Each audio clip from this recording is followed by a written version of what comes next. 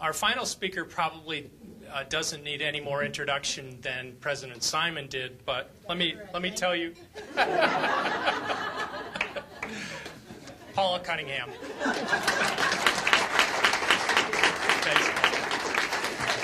Thank you. How exciting! You know, I was watching the video, and I went on to China with the Lansing Chamber a couple weeks ago, and we went to a city called Suzhou, China, and there was an industrial park there, and in the industrial, 400 or 500 companies, and it's an industrial park like I'd never seen before. It's incredible. But they have a goal of attracting 1,000 of the best minds in the world to the industrial park.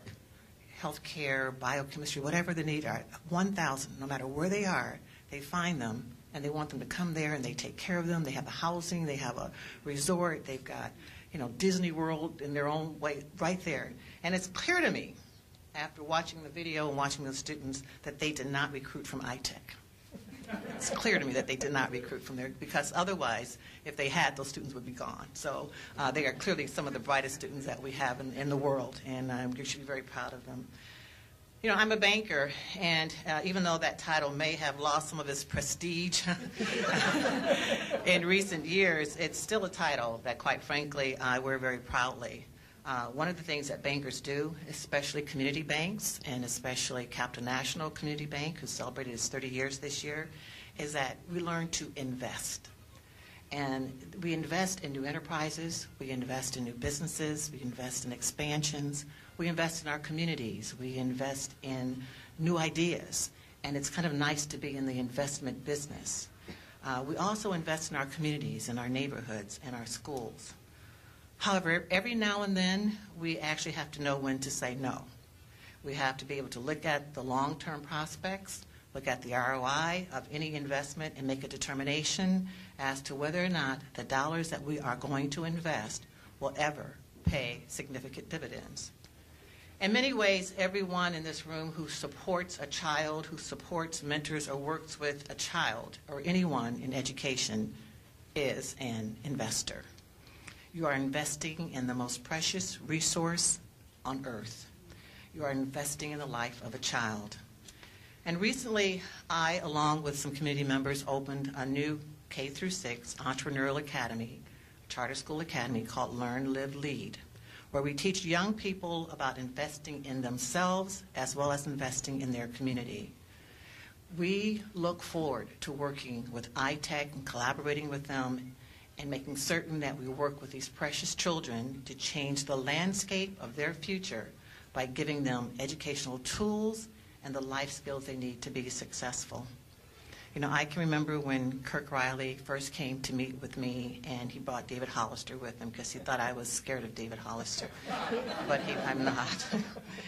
And I can remember it was about over 5 years ago, and they were understanding and talking about how much they understood the need to invest in our community, in our region, and in our state. And Kirk and his team understood the need to have an empowerment center right here in our own region, where students could learn about technology and where technology and how technology can be used to literally change their lives. And we've seen that today. We've seen how it can change lives right here this evening. And it's very exciting. But not only does it change their own lives, it changes our lives, and it changes our neighborhoods, and it changes our community and our state. It is the most powerful economic tool you can ever have, and that's education, and children knowing how to invest in their own education.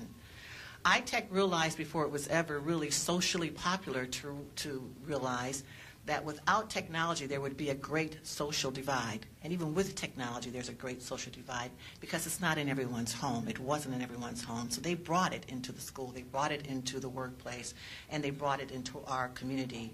And we are all better off as a result of that vision.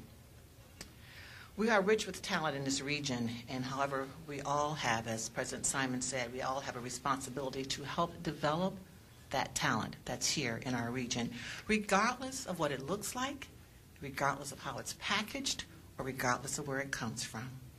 Right, Carmen Turner?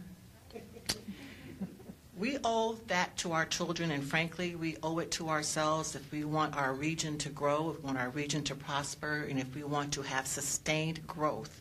It will only come through our young people and their ability to learn, their ability to live, and their ability to lead. And I'd also suggest that that sustained growth will also come from each of you. As President Simon said, each of you in this room, your support, your sponsorship, your ideas and perseverance to help make certain that you play a role, regardless of what that role is, that you play a role in the success of ITEC, and in so doing, you'll be playing a role in the success of our great nation. A friend of mine used to say, each one, reach one. And that's exactly what Luana was saying, that each one, reach one. I'd like to thank ITEC for the outstanding vision that you've had, the work that you've done. And I'd like to thank you for allowing all of us to be a part of that in some small way.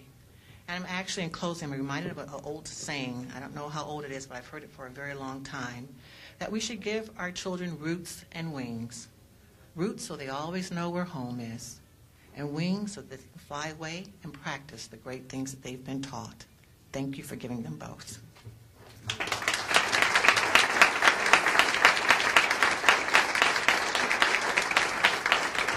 Thank you, Paula, and thank you again to President Simon, who obviously had to leave, and thank you to Tom for those wonderful comments. By your presence here tonight, you've shown that you see the importance of STEM education to our students' futures. This is work we're going to all do together. We need to all do together. It requires us all to work together. It's not a small task that ITEC is undertaking. It's not a small task that this community is undertaking in committing to doing this work. It's great to have every single one of you here tonight and to see your dedication by your presence to this issue. With all of your help, we can help these students reach their potential. With all of your help, you can move this region toward prosperity with a greater focus on IT and STEM. With all of your help, we can realize a vision that says our futures are linked with these students' futures. By being here tonight, you've shown us the desire you have for positive change in the community. At the center of the table, there is a card, and there are also pens. And if you wish, take a moment and fill those out and think of ways that you can engage with ITEC, whether it is to provide a name, as President Simon mentioned, or to indicate there's a bunch of check boxes on the cards, and there are various ways that you can engage with ITEC. Again, I want to thank you for joining us. It's been wonderful to have everyone here.